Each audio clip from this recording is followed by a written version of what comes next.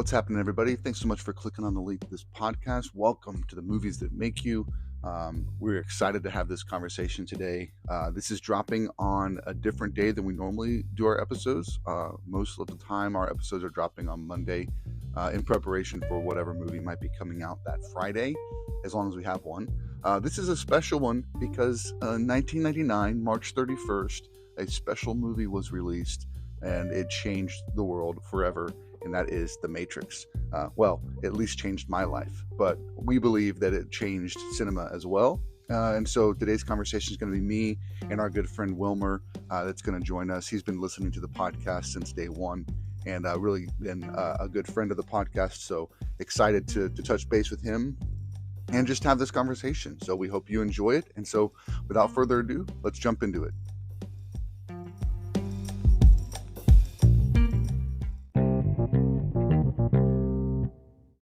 Good morning, Vietnam. Welcome. How are you doing, buddy? You saw Good Morning Vietnam about a week ago, and that's what I remember. You know, I actually haven't seen that movie. I need to. It's definitely on the list because it's classic. It's Robin Williams. I was too young to see it when it came out, and it just hasn't hit the queue yet. Yeah, it was just featured on sales of the week on Amazon Prime, so I believe we paid $3 to purchase. I don't like renting because sometimes because of kids I have to stop and then get back to them in a while. The kids didn't want to see it at first, and they joined us, the 15 and the 14-year-old, and their questions were interesting. It was a different kind of war movie, conflicts going on between the the base, and it actually happened before it escalated into a war where the U.S. was considered a participant. At the time, they were just the consultants, the advisors. Wow. So it was very informative. To be very informative to rewatch The Matrix because I couldn't join you for a conversation about it without rewatching it. Yes. Well, we are back here for another episode of the Movies That Make You podcast, and this one I'm going to call the Movies That Make You Think.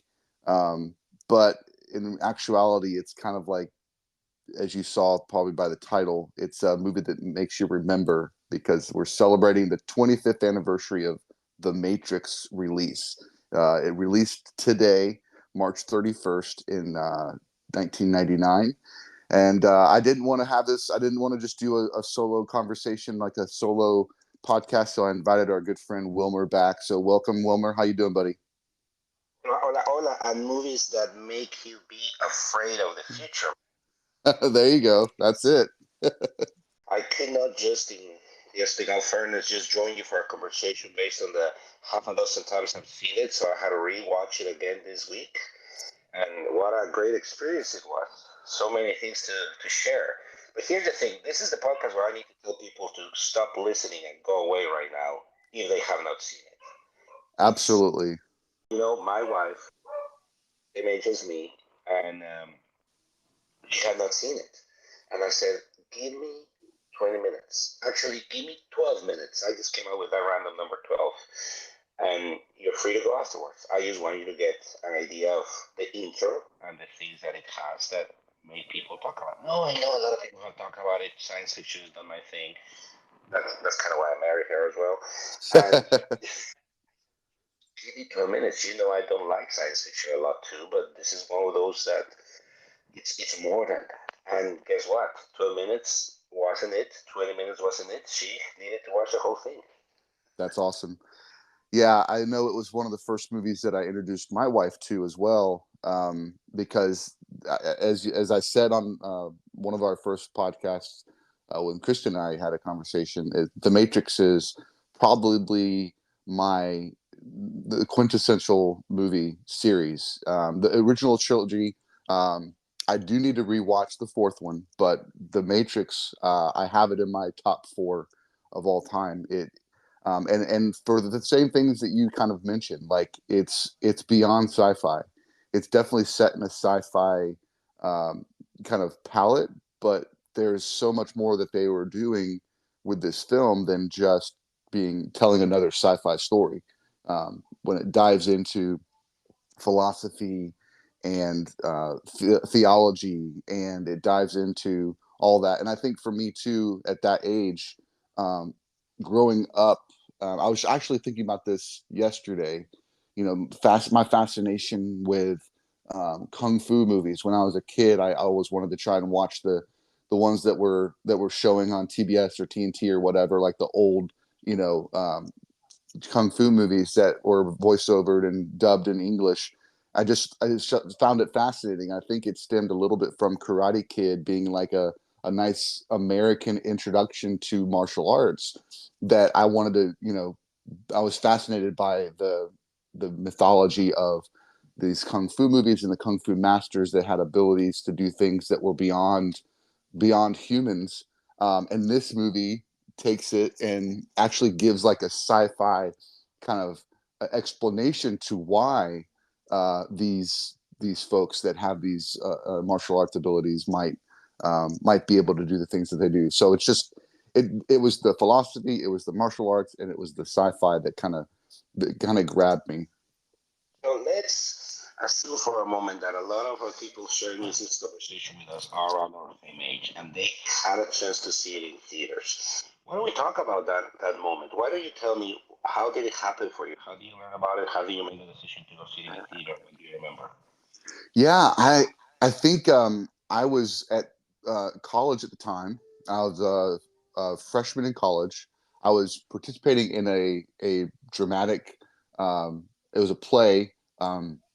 It's a really funny play called "The Complete Works of William Shakespeare Abridged." It was written by three comedians, and it's just a hilarious kind of um, rendition of Shakespeare's plays. But a couple of the actors in the play, I was kind of one of the background characters. Well, one of the couple of the actors were talking about this movie and talking about how amazing it was. And you know, I think when I had heard of it, but I think when you just see the trailer, for instance, and you just see kind of the cool action sequence of the bullet time, you know, that's what's in the trailer. But when you don't know what any of that is, it didn't necessarily grab me at the time. But when I heard these guys talking about it, it's like, well, then I got to go see it. And I think it was spring break. Um, and so I went back home for spring break, and I told my parents, we got to go see this movie. And so that's kind of how I went and saw the movie. I can't exactly tell you everything I felt after the first viewing, but I was wowed. I was excited. I thought it was an amazing story. And I can tell you this, though, that on subsequent viewings, there were still pieces I was figuring out, because there's so many layers to the world that they built to try and understand what's happening in each of these moments. Yeah, So it definitely led to multiple viewings.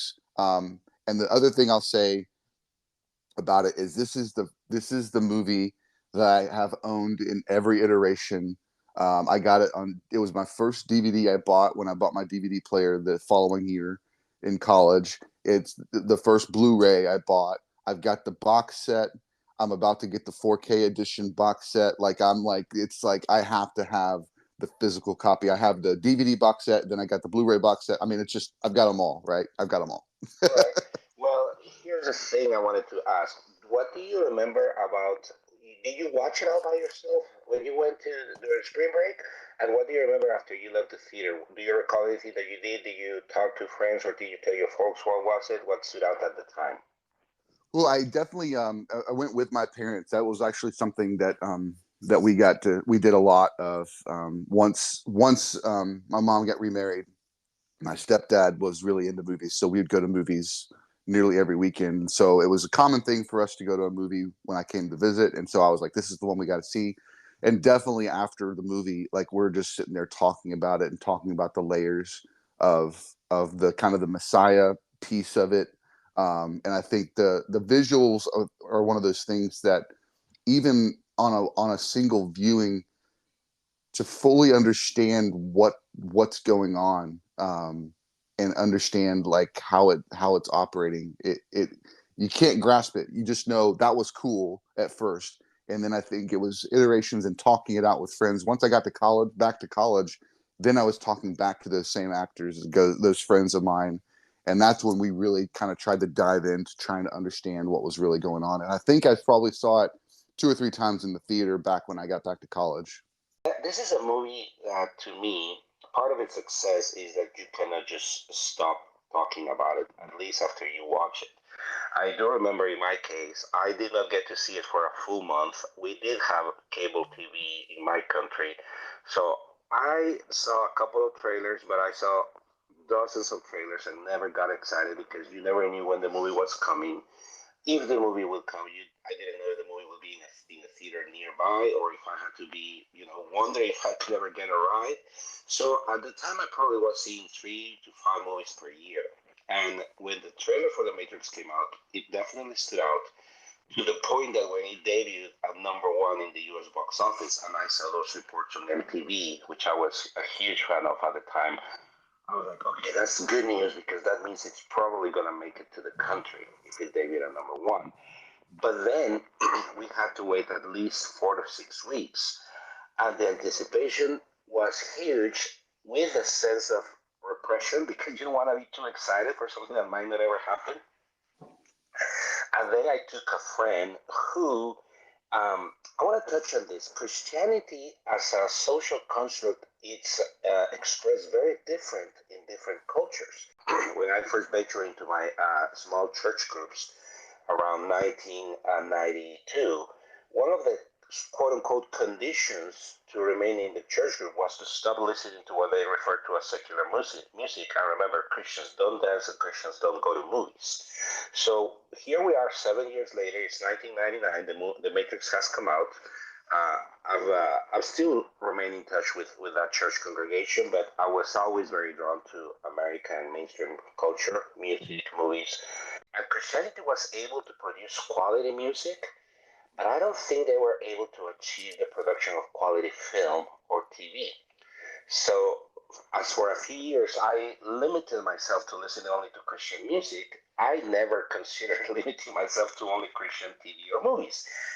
But around 1999, I had a coworker of mine. He was actually my first employee in a small video editing business in Guatemala. So we were heavy into editing.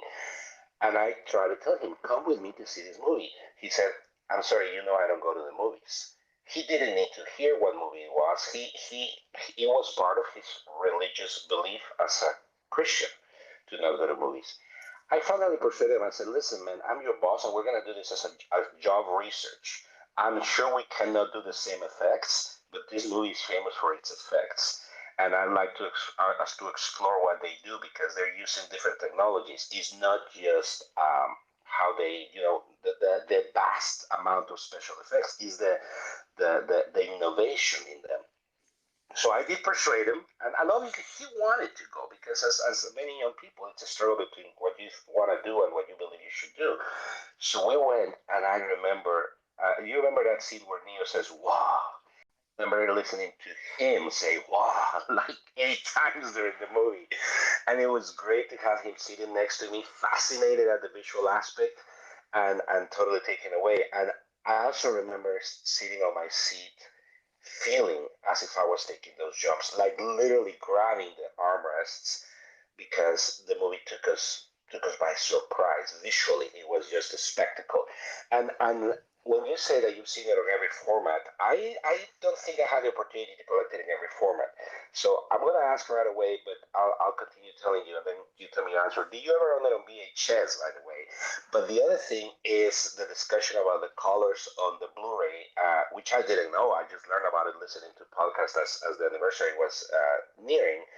But what I wanted to share was I stopped watching it for years for no particular reason. And I was so happy I did because when the 20th anniversary re-release came out 5 years ago and they released it on IMAX, I took my son, who at the time was 10, and I felt the same excitement and joy because not that I have forgotten it, but I had not watched it in probably 12, 14 years, and I was completely enthralled with how it felt on IMAX, with the sound, with the larger screen. I moved to the US in 2002, so it was the only time I'd ever seen it in theaters in the US, this IMAX 20th anniversary movie. And and I was blown away. To me, one of the things that stands out of it is the impressiveness of the visual effects. But talk to me if you ever got wind of the Blu-ray color controversy, and if you ever had a chance to own a copy of The Matrix in VHS. By the time I think I said I bought a DVD player in college, and the Matrix was my first DVD, so I kind of moved beyond VHS, but I'm sure it was available in VHS at the time because DVD was still fairly new in '99. But no, I didn't own the VHS, which now you ask me, that makes me want to go get it just so I can have every iteration.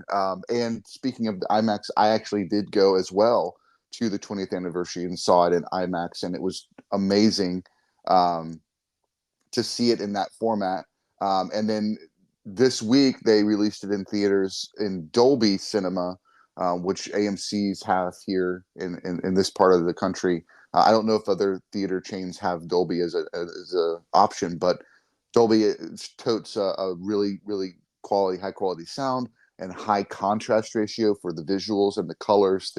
They really brag about the darks that they can portray, that even when the projector's on, you can't see the light, whereas in traditional film and digital, digital projection, you can still kind of see a light, a little grayish, even in the darkest blacks. But Dolby likes to brag about that. But the sound and the seats in the cinema, in the theater, they rumble and they vibrate with the subwoofers in the sound system. So it's a different type of experience. I was hoping to be able to go see it, and then ended up not being able to see it this week. But I would like to hear about the color controversy, because I actually missed this. So what's going on with that?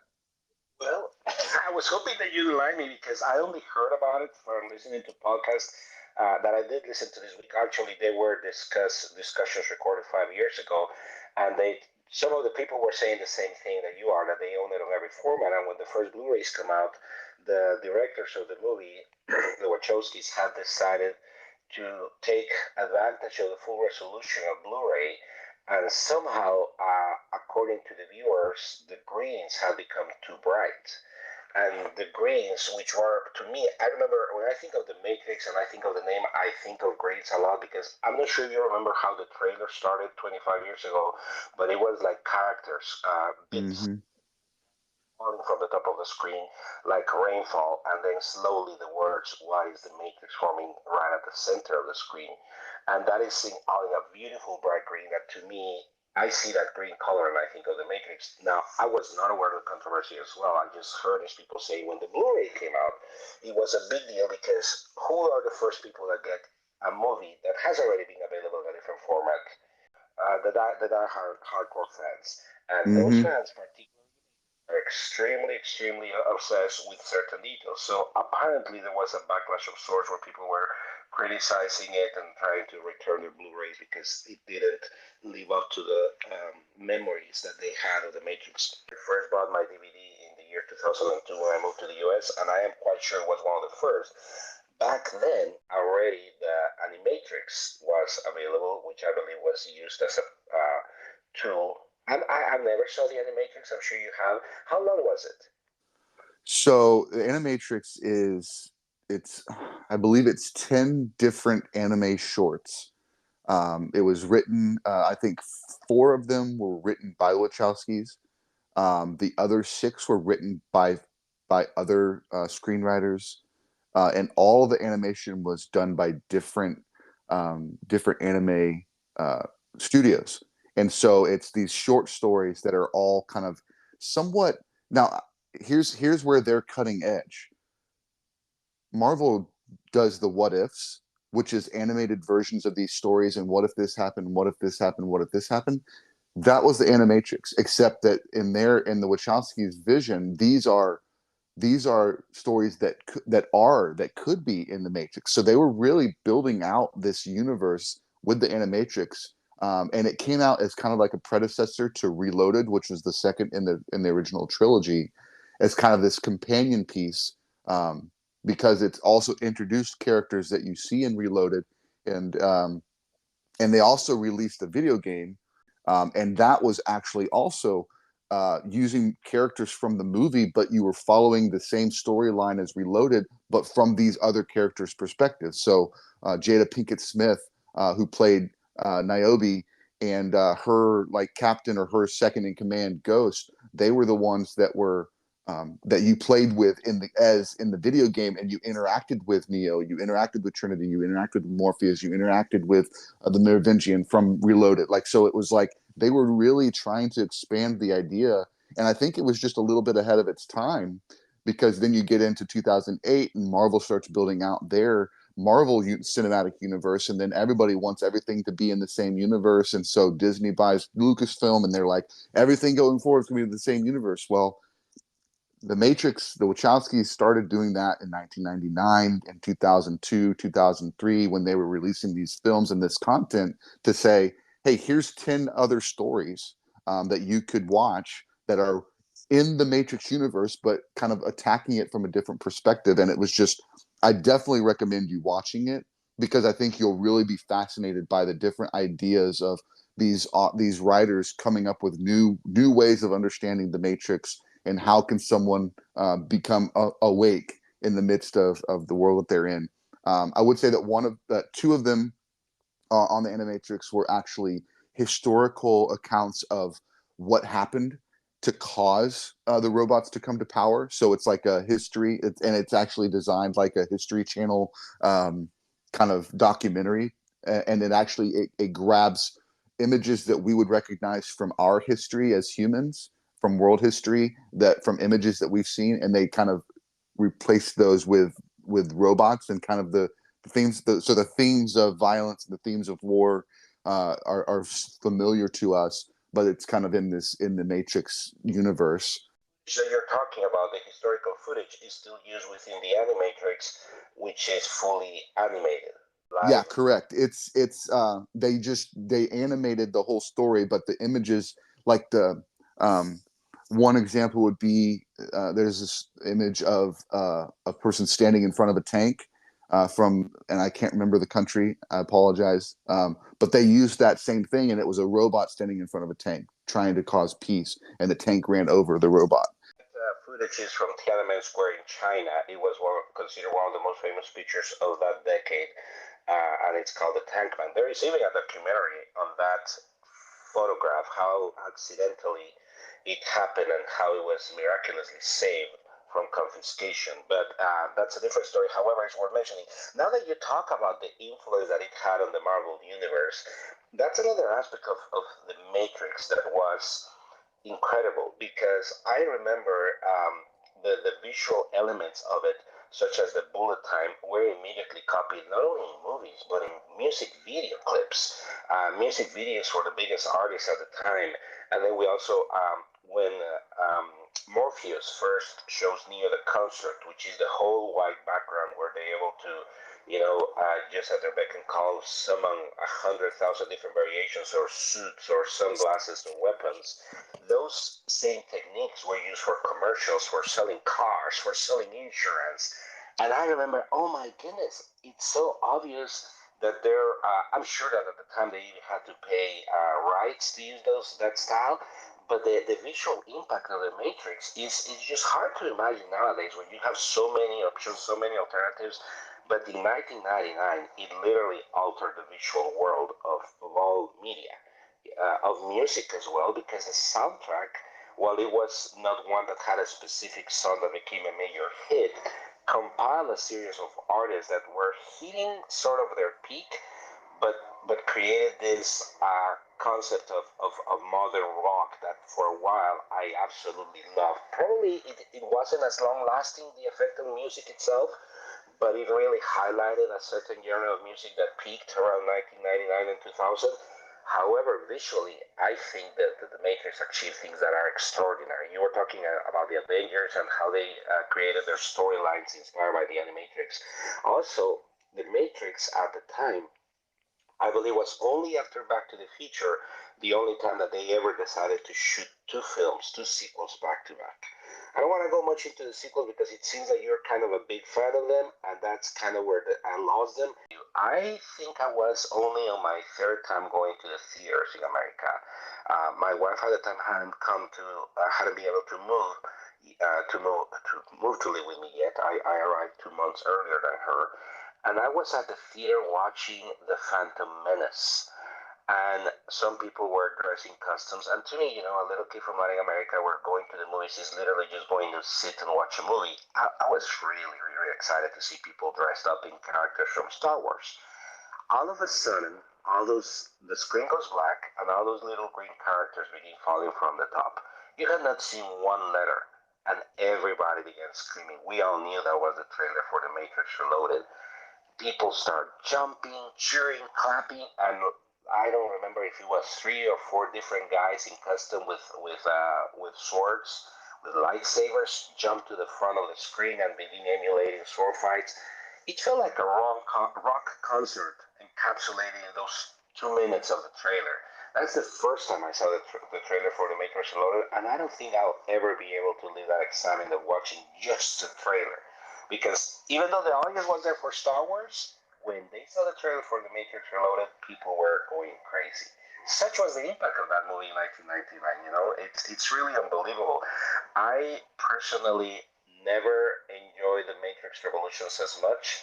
Um, and well, Revolutions actually is the movie that I thought this just jumped off the shark. I don't see anything in the storyline or in the effects. By then, coming up with new visual effects would have been hard, but I lost it to the point that when the new one came out, even though in my case I was able to watch it on Max, I've not even watched it. I went to see the IMAX release of the original movie, but I have not even watched the fourth. Now that I talked to you, I'll definitely check out Animatrix. But this is where to me is difficult to consider the Matrix anything but the one movie. The trilogy in itself is a different concept where I'm not as excited. Now you seem very excited about the trilogy. Why don't you tell me about that? What kept you interested in the other movies, and what makes you believe of the whole trilogy as a masterpiece? Um, I'm someone that when I like something, I tend to give it grace on iterations following, and I want to see the story, um, and I think one of the things that really, while I definitely recognize the criticisms of Reloaded and Revolutions, I can see what people are saying about maybe the storytelling or maybe the execution of the storytelling, or maybe they felt like that the angles and the things went too far, or maybe it got too preachy or whatever. I think the thing that really, while I liked it when it came out, and when the box set came out, I bought it. One of the things that was unique about the buying the collector's set was that the director's commentary did not have the directors on them. What they did instead was they had one director commentary track that was two philosophers that were fans of the films commentating on the philosophy of the films. And then the other track of director's commentary was given to three critics that hated the films, and they're just trashing the films the entire time. And so it was this kind of like move by the Wachowskis to say, we're not going to tell you what we think. You guys make up your own mind. And I just thought that was a really unique decision. And so what really sold me on the Reloaded and Revolutions as films and what they were trying to do was hearing these philosophers talk about the pieces of these other two films that were continuing to reiterate themes that you got in the first movie. I think for me, kind of jumping to what really sells me on the original trilogy and why I need to rewatch the fourth one, because I want to include it in my love for this franchise. But what really sold me about the original trilogy as it was completed was that what we get introduced in Reloaded is we get introduced to this other side of the Matrix that we didn't see in the first film. In the first film, it's very black and white. The programs, the machines, they're bad. The humans, they're the ones that are good. In Reloaded, it deconstructs that almost immediately, and it shows you, no, there's good programs as well that are helping the humans. So it grays the lines, and I think that made it a little bit more complicated for people to grasp, or people to like grab a hold of, possibly. But then it's like and it also deconstructs the whole Messiah idea. By the end of Reloaded, you get told that no, this actual this actual Messiah story is just another form of control. It's just another construct to keep humans in line so that the machines can survive. But instead of following that, Neo, unlike any other version of the one that had come before, says, no, I'm not going to follow those rules. I don't care the consequences. I love Trinity too much to see her die. So that I've got to make this decision, and I have to see what happens after, and we have to figure it out. And then you get to Revolutions, and you see all of these. Uh, Agent Smith in Reloaded begins taking over all the different things. By Revolutions, while the machines are attacking Zion, Agent Smith has taken over the Matrix and is going to basically cripple and destroy all of the energy source the machines need to survive, based on the Matrix world building. And so they need a savior. The machines need a savior. And Neo catches a vision of flying to Machine City, so he and Trinity go off and do that. And when he arrives, he tells the machines, you can't stop Agent Smith, but I can. And so Neo moves from being a human savior, which is what we get in the first film. And by the end of the original three, he now is not only there to save humans, he's there to save his enemies as well. And he tells Trinity when they're flying, and he's blinded. Earlier in the film, he's blinded. It is fight with Smith, and he can't see except with his like Matrix vision. Like, he can't see with his earthly eyes. He's only seeing with his spiritual eye. And when he sees Machine City, he says, "Oh, I wish you could see this. It's so beautiful." And so he's looking at his enemies, and he's seeing how beautiful they are, and recognizing that there's beauty in his enemy. And so he volunteers the machines to save not only the humans. He basically bargains with the machines to say, you need to save Zion and stop this recurring iteration of the Matrix, and I will help protect you, and I will help save you from Agent Smith. And so he ends up saving not only the machines, not only the humans, but every single being that is still living in the Matrix.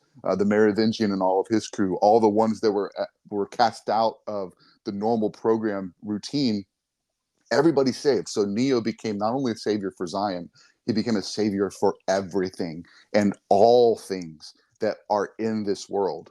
And if I could take it one step further, in Reloaded, we're told by the architect that there was this remainder. When he tried to make the perfect world, it didn't work, but he left this remainder, and that remainder of the equation is the one. That's that anomaly. So in some respects, when he dies and Neo dies when he's fight with Agent Smith, his code somehow is still in the Matrix, keeping it balanced. And so there's also this layer of this kind of Neo hasn't left us, and his code is somehow keeping it balanced and keeping the Matrix from imploding like it had in versions before, because Neo found love as the thing that kept him from just following the orders that he was given by the architect, like all other versions of the one had done before.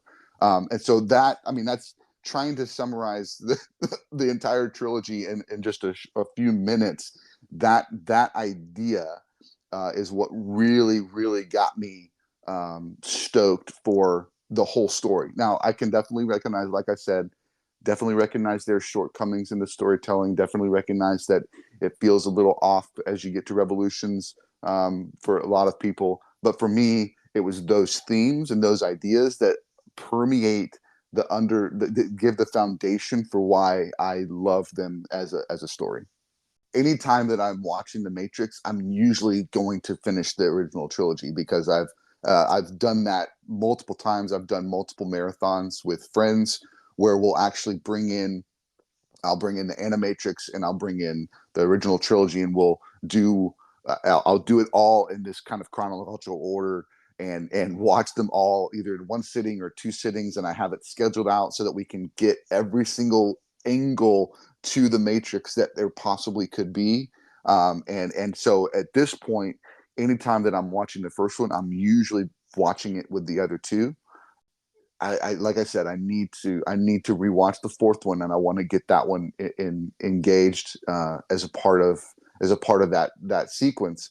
And I think the next time that I will do this is definitely going to be when I watch it with my kids, because I want them to, at least the first one. It's I think it's a little it's approachable for a teenager, a small a early teenager, and so I feel like we could do that. But I think it's going to just be a little bit over their heads to a certain extent, but I want to get them engaged with it. And then at that point, maybe when they're a little older, we'll hit up Reloaded, Revolutions, and take it further. But I think at least the first one, I want to introduce it to the kids pretty soon. So here's a few things. Whenever you have another of those trilogy watching parties, let me know. I have only seen each of the other two movies, I believe, just once.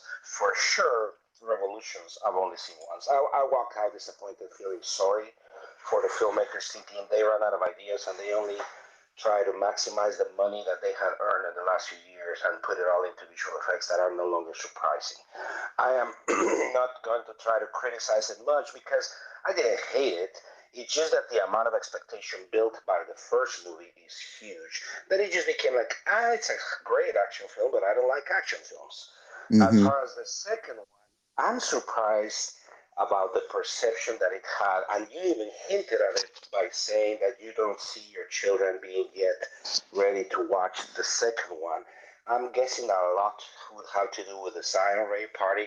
Here's a funny anecdote. Yeah. At that time, when the book came out, I was still struggling a lot. Had made it to America and had lived here for about 8, 9 months. I believe the movie came out in November, if I'm not mistaken. I had arrived here in May.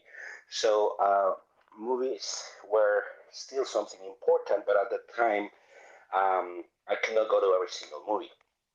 And the pastor of a small church planting community that I was part of, he had gone and seen it, and he was probably just as excited. I don't remember his words, but I remember his sentiment as you are for them. He said it was incredible. So he told me, "I'll take you."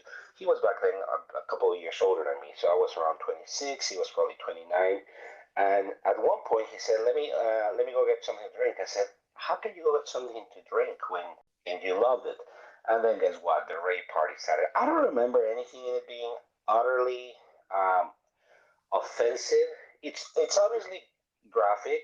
I mean, I was close to being 30 and married, so nothing was like necessarily shocking.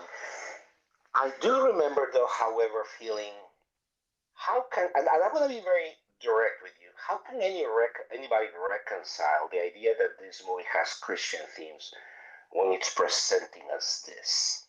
To me, it was always surprising. I was also working at an insurance agency where a lot of the people there were seminary students who were doing this job on a part time basis. They all loved The Matrix. They had this huge respect for it, admiration. They even thanked God that this movie was made and that it was a way to communicate the message of the gospel to mainstream audiences. I never, not even at the first viewing, saw that.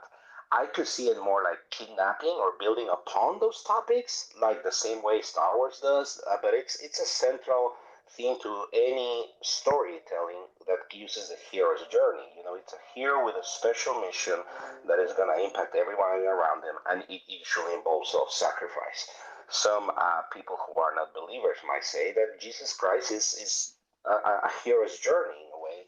So I never saw the Matrix as a story that did anything but hijack Christian elements and threw them into this spaghetti sci-fi, not a spaghetti western, but a spaghetti sci-fi, and incorporate them very cleverly.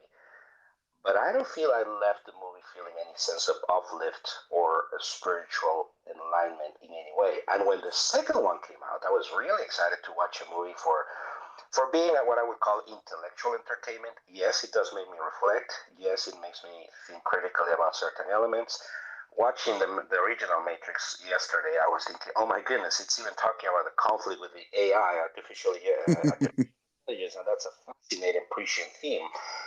But on the second one, I felt, I will not use the word offended, but I felt sad that we could believe that Christianity needed a movie like The Matrix Reloaded to share its message, when it includes scenes that for many people are considered soft porn. You know, that the rave scene in the Matrix, for a lot of people, it's so easy to identify and visualize.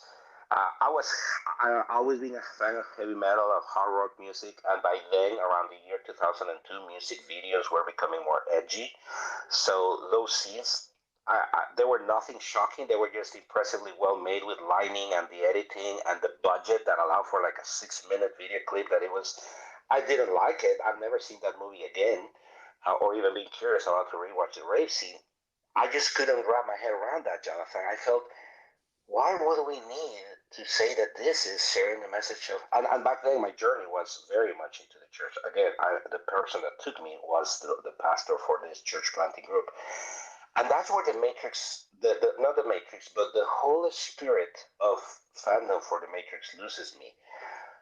Not once in my life I've been able to think that the Matrix represents the gospel. I do see, especially with the great review you gave me, because I had forgotten everything. I just remember some fight action sequences and some uh, Superman style fights and some massive fights with like 700 Agent Smiths.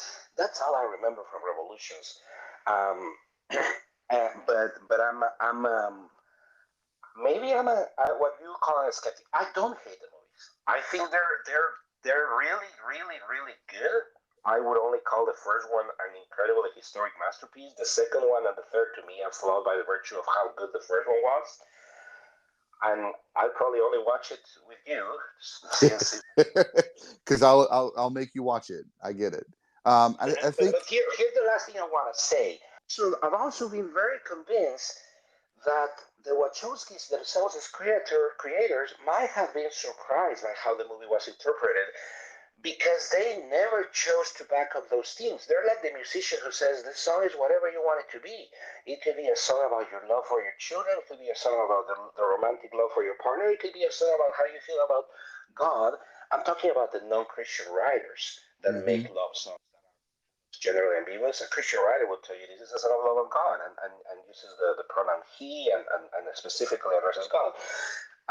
Non-Christian writers say this is a love song, and you can make it whatever you want it to be. I am 99% convinced, because I don't think I've ever even seen it in interviews, that their intent was simply to take a lot of very widely known themes, incorporate some less widely known ideas, and they were so surprised about it that they just didn't want to deny it.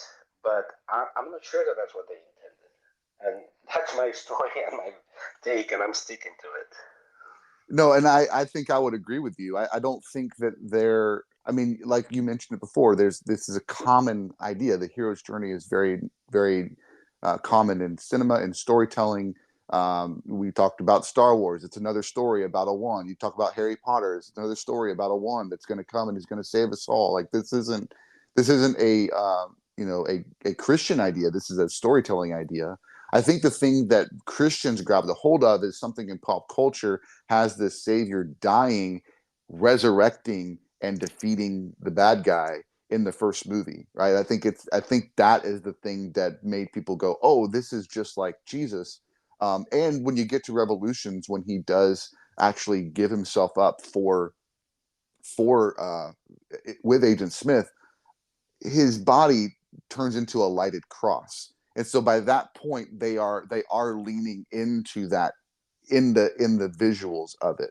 But I think that they immediately jumped into the second movie and begin to deconstruct what the Messiah is, and that, like I said before, they're trying to highlight that, well, religion can just be another sense of control.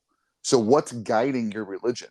And for me, why visually, I think it's the rave scene, because it does show Neo and Trinity having sex, and I just don't necessarily want to put that in front of my kids at this age, I don't have a problem with it. Like you said, we're adults, we can handle it. But I think the reason that it's there is to show that. Hold on, let me just make a pause. I think it's very graphic. If I remember correctly, all we see is their Yeah. backs. Yes. Yeah. It's not super graphic, no, and it's not like a rated R sex scene that you'd see in other movies. There's no nudity. I think there's a see-through shirt in the rave scene, so you might see something there, but there's no graphic sex scene. It's not a big, orgy or anything. But it is definitely sensual, and it is this kind of very sexual encounter in the rave scene. Uh, but I think what they're, in my interpretation of those scenes and why it's important, it's to show the contrast of what Zion is and what it means to be human, and that what's guiding this people group is this desire for love. In the middle of Neo and Trinity expressing their love, we're seeing all of Zion expressing their love for each other.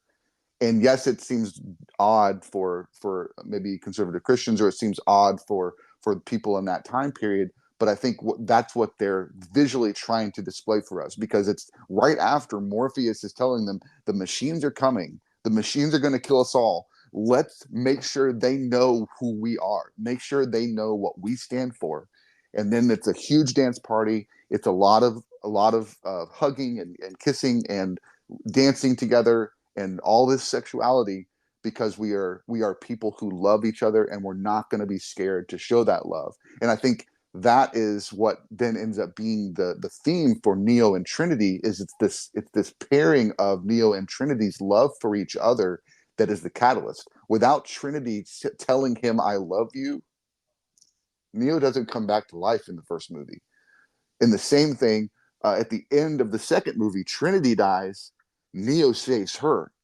In the third movie, they both journey to the Machine City together. So it's their relationship, their connection. And I think that moment where that rave scene is happening, it's also being back and forth between Neo and Trinity. It's trying to show us this is love is the guiding principle that's going to push Neo to save us all.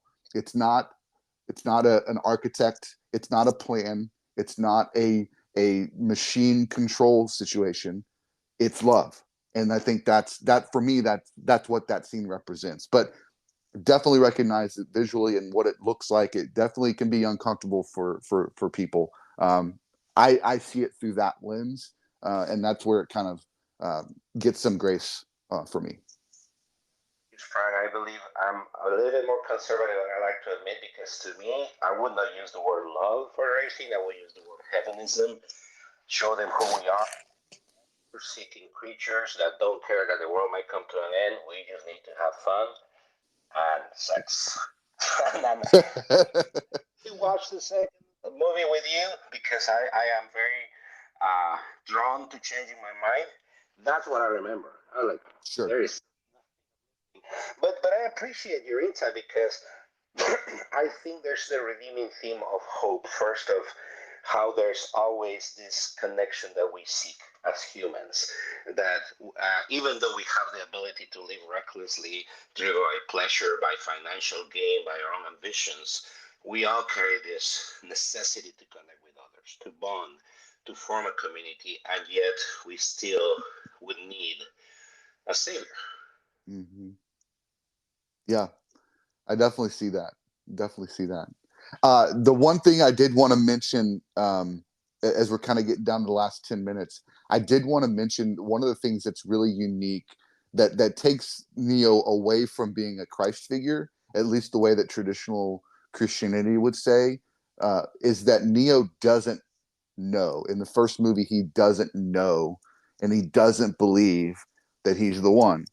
Whereas Christianity totes that Christ knew from a child that he was God's son and he was meant to save the world, and some believe that he knew he was meant to die, and he knew he was going to resurrect. All that stuff, he knew that all going through. Whereas Neo is still not sure. And I mean, one of the most powerful moments of the first movie is when he's standing there. Uh, Morpheus is captured. They're torturing him, trying to find the location of Zion. Neo, Trinity, and Tank are in the Nebuchadnezzar trying to figure out what to do, and Neo says, "Stop, stop! Don't do this, because he don't kill Morpheus because he believes something that's not true. I'm not the one." And then they go, "What?" They're freaking out. But then Neo says, "But I do believe that I can save him." And that moment was just a really cool moment for the story, and I think also for us as humans. Is sometimes there's this sense where we don't know what our purpose is, our big goal for our life, especially when we're young, 20 somethings. Like, that's me, 1999. I'm in college. I'm trying to figure out life, right? But for me, it was like I don't know that my calling. I don't know what my calling is. I don't know what my big purpose in life is. So I'm trying to figure it out. But what Neo displayed for us, and I think something that we can take away from this, is you don't have to know your big goal for your life. You don't have to know your huge purpose when you're 19. All you need to know is what the next right move is. Just take the next right step. Take the next right step towards being a better person. Take the next right step when it comes to picking what classes you're going to take in college, or what people you're going to hang out with. Take the next right step, and that step might lead you down the path towards being who it is that you were created to be. And in what we see in this and subsequent films is Neo continuing to try and take the next right step, even though he doesn't know where it's going to lead, until he finds himself standing in front of the machines and saying, "I will die for you." Like, so it's just, he didn't know it from the beginning, and he's figuring it out along the way. You, and this is where I identify completely with what makes that movie so great. And I'm talking about the Matrix, the original one, because, like you said, he does not believe he's the one, yet he believes in his inherent capability for good. Many times, people who call themselves believers or any religion, they want a signal from God to act. And I think, in a way, this is a story that tells us whether you believe you can or not, acting faith of the belief that there's something inherently good in you that may lead you to a higher purpose. And yeah, that's the absolute magic of this movie, because it creates this reflection in the viewer, this incredibly profound reflection, while at the same time presenting you with some of the most technically advanced entertainment and visuals. That is, to me, the greatness of the Matrix. I've seen movies that are just as or even more inspiring, but I don't want to say it like this, but it's the first thought that comes to mind. They're not as entertaining. They're not as awe-inspiring, whereas the Matrix has all these elements. An inspirational story that presents you a metaphor of the gospel. It's clearly there for you to see. If you want to see it as a tale of humanity and the potential of human beings, it's there for you to see. But if you want to see it just as one of the greatest sci-fi action films, adventures with drama and with the most astonishing visual effects, is there, because even this week, and we're talking in March of 2024, 25 years after it was released, those effects still blow me away. Because the only thing that is similar in its scope and its the visual impact are things that are obviously inspired by it. The amount of creativity is huge. I know that a lot of people think age has to do with that you are drawn to what you saw at a certain age in your life. But the same conversation goes about music. Some people say, "Oh, there's no good music anymore," and the opposite view will be, "Oh, that just happens because you grew up in a certain decade." Well, I heard one person, one of my favorite podcasters, says, "No, in art, for example, in sculpture and painting, there's been certain eras. There will never be another era for sculpture like the Renaissance. It was great. There will be not another era for painting as certain specific eras, and they were great. I think there will be no other monumental visual cinematographic achievement as The Matrix. That's how much I think of it. A lot of great movies with better budgets, better technology are coming out all the time, but what The Matrix was capable to achieve is unique. I'm still watching the movie 25 years later and loving it. And not only loving it, but being blown away. I had to put my phone down for the whole movie at home. I don't even do that anymore. We become so addicted to the technology. Hey, I made a reference to the Matrix here that I'm sometimes even holding my phone and checking messages and the news, or even playing a short game of Tetris or Crossword while I'm watching a movie because there's some parts that drag. I've seen the Matrix maybe a dozen times. I had to put my phone down. It was so visually compelling. And that's, to me, one of the greatest achievements. Of course, there's all these narrative storylines that are very relevant that you mentioned, but it's certainly been great to have the opportunity to watch it again. For those that haven't seen it, I hope that they can see it in the best environment possible, the nicest TV they can, with nice sound system. And I really have enjoyed talking to you about it because I will watch it again, and I'll have to decide whether I'm gonna dive right away into the trilogy or wait to watch it with you to make it a more immersive experience. But I'm excited about watching those other two movies now that I've talked to you. Awesome, man. Yeah, I really do appreciate your time today. And as always, man, it's fun to talk movies with you, dude. I love it. I think we have a slightly different kind of normal movie watching that we normally do. I mean, I love the Marvel movies. You don't like, so there's enough difference in our conversation to where I think I really enjoy kind of talking about all this stuff with you because we approach it from two different angles. So I appreciate your time, brother, and I hope you have a great day, man. We'll talk to you soon. Hey, sure, go out and watch some more Matrix. Yeah, exactly. Catch you later.